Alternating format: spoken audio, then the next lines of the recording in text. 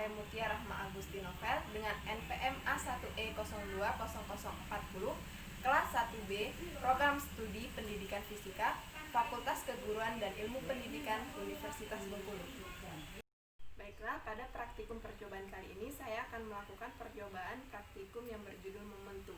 Dengan tujuan yang pertama, memiliki keterampilan melakukan percobaan momentum. Yang kedua, memahami hukum kekekalan momentum dan tumbukan. Dan yang ketiga, menentukan koefisien konstitusi antara benda dan lantai. Dengan tujuan yang pertama, memiliki keterampilan melakukan percobaan momentum. Yang kedua, memahami hukum kekekalan momentum dan tumbukan. Dan yang ketiga, menentukan koefisien restitusi antara benda dan lantai. Pada praktikum momentum kali ini kita akan menggunakan alat dan bahan. Yang pertama, kita gunakan penggaris 100 cm atau meteran. Yang kedua, kita gunakan ada bola bekel, ada kelereng, dan ada bola pingpong. Dan yang ketiga, kita menggunakan stopwatch. Di sini kita menggunakan stopwatch pada HP. Nah, selanjutnya itu ada prosedur praktikum atau langkah kerja. Di sini kita menggunakan bola pingpong, bekel, dan kelereng. Kita gunakan penggaris sepanjang 100 cm, tetapi di sini kita menggunakan meteran yang sudah diukur sepanjang 100 cm juga.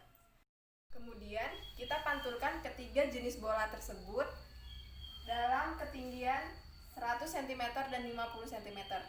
Kemudian pantulan tersebut kita hitung menggunakan stopwatch. Baiklah, pada percobaan pertama kita menggunakan bola pingpong pada pengamatan 6.1. Di sini kita menggunakan ketinggian 100 cm, kita ulang sebanyak 3 kali. Langsung saja pada percobaan pertama.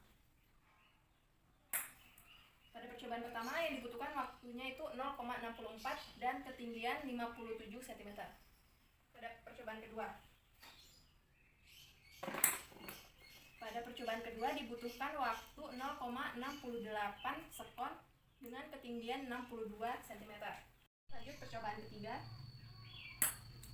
Waktu yang dibutuhkan itu 0,85 sekon dengan ketinggian 63 cm.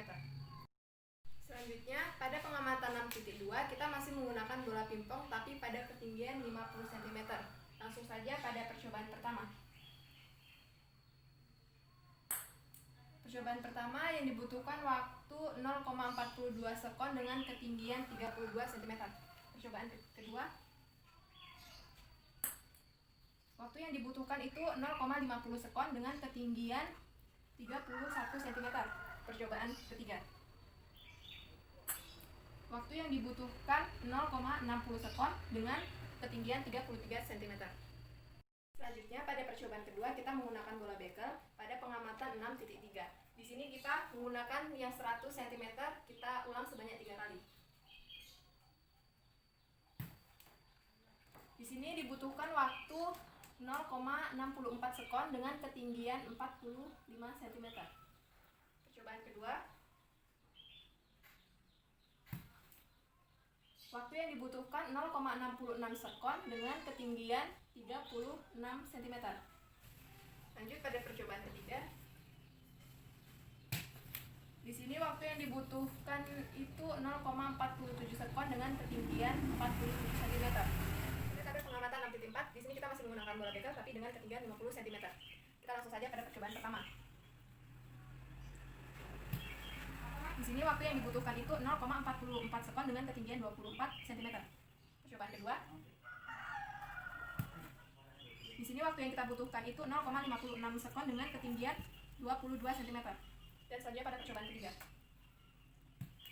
Di sini waktu yang kita butuhkan 0,48 sekon dengan ketinggian 25 cm. Pada percobaan ketiga di sini kita menggunakan kelereng. Pada pengamatan 6.5 menggunakan ketinggian 100 cm, kita ulang sebanyak 3 kali. Percobaan pertama. Di sini waktu yang kita butuhkan itu 0,60 sekon dengan ketinggian 31 cm. Percobaan kedua. Di sini waktu yang kita butuhkan 0,41 sekon dengan ketinggian 22 cm. Dan selanjutnya percobaan ketiga. Waktu yang kita butuhkan 0,48 sekon dengan ketinggian 25 cm. Percobaan kedua. Waktu yang dibutuhkan itu 0,31 sekon dengan ketinggian 13 cm. Dan percobaan yang ketiga. Waktu yang dibutuhkan itu 0,32 sekon dengan ketinggian 12 cm. Kemudian pada tabel pengamatan 6.6 kita masih menggunakan kelereng tetapi dengan ketinggian 50 cm dan diulang sama seperti biasa 3 kali. Kita mulai percobaan pertama. Waktu yang dibutuhkan itu 0,35 sekon dengan ketinggian 12 cm.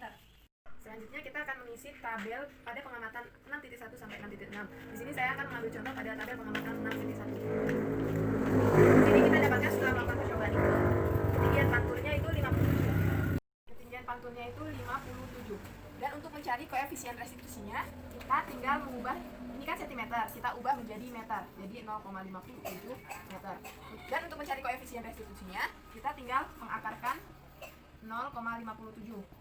Dan hasil akar dari 0,57 itu 0,75. Dan untuk tabel selanjutnya kita bisa lakukan dengan cara yang sama dan kita bisa lihat pada tabel berikut.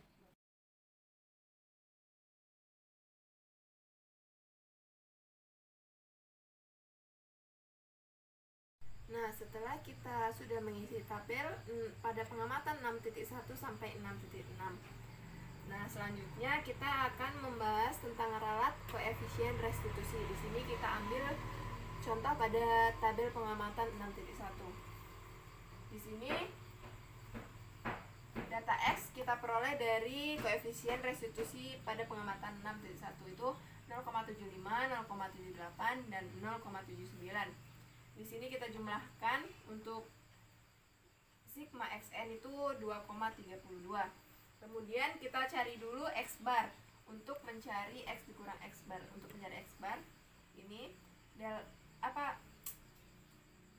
sigma xn per n sama dengan 2,32 per 3. 3 itu jumlah tabel 1, 2, 3. Dihasilkan itu 0,77. Kemudian untuk x 0,75, x bar itu dikurang 0,77. Di sini kita mendapatkan hasil 0,02. Untuk selanjutnya juga kita lakukan hal yang sama, 0,78 dikurang 0,77 itu 0,01. 0,79 dikurang 0,77 itu 0,02. Untuk mencari x dikurang x bar kuadrat itu tinggal kita kuadratkan pada tabel ini. Dan dihasilkan itu 0,004, 0,001, 0,004. Kemudian untuk sigma x dikurang x bar itu kita jumlahkan hasil tabel ini, kita peroleh 0,01. Dan sigma x dikurang x bar kuadrat itu kita jumlahkan juga tabel ini. Dia dapatkan hasil 0,009. Kemudian untuk menghitung ralat mutlak itu delta x sama dengan akar sigma dalam kurung x dikurang x bar per n dalam kurung n dikurang 1 sama dengan akar 0,009 per 3 dalam kurung 3 dikurang 1 itu sama dengan akar 0,0009 per 6 sama dengan akar 0,0015 itu hasilnya 0,012. Kemudian ralat nisbi delta L sama dengan delta X per X dikali 100% sama dengan 0,012 per 0,77 dikali 100% dan dihasilkan 0,015%. Untuk ketelitiannya 100% dikurang delta L sama dengan 100 dikurang delta L 0,015 sama dengan 99,98%. Selanjutnya, jenis tumbukan yang dialami oleh ketiga benda dengan lantai itu adalah jenis tumbukan lenting sebagian. Dapat dinyatakan jenis tumbukan lenting sebagian itu karena dapat kita lihat dari koefisien restitusinya, tidak ada sama dengan 0 dan tidak ada sama dengan 1.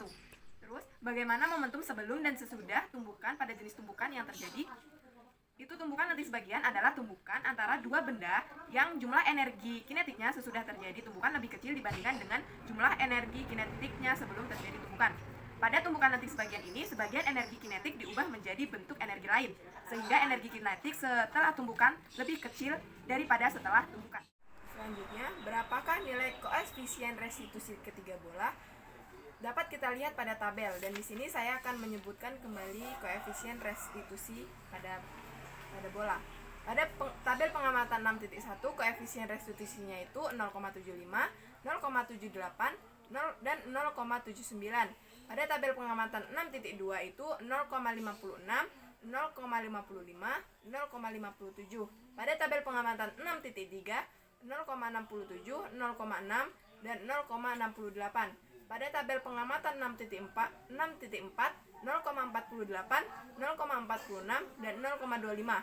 Pada tabel pengamatan 6.5, 0,55, 0,51, dan 0,46.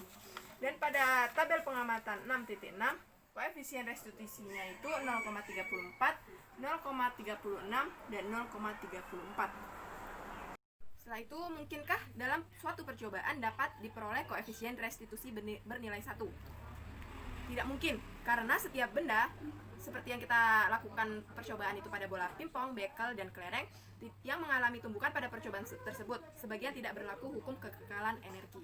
Berdasarkan praktikum percobaan momentum, dapat kita simpulkan bahwa momentum total sebelum tumbukan sama dengan momentum total setelah tumbukan, atau dapat dikatakan berlaku hukum kekekalan momentum pada peristiwa tumbukan.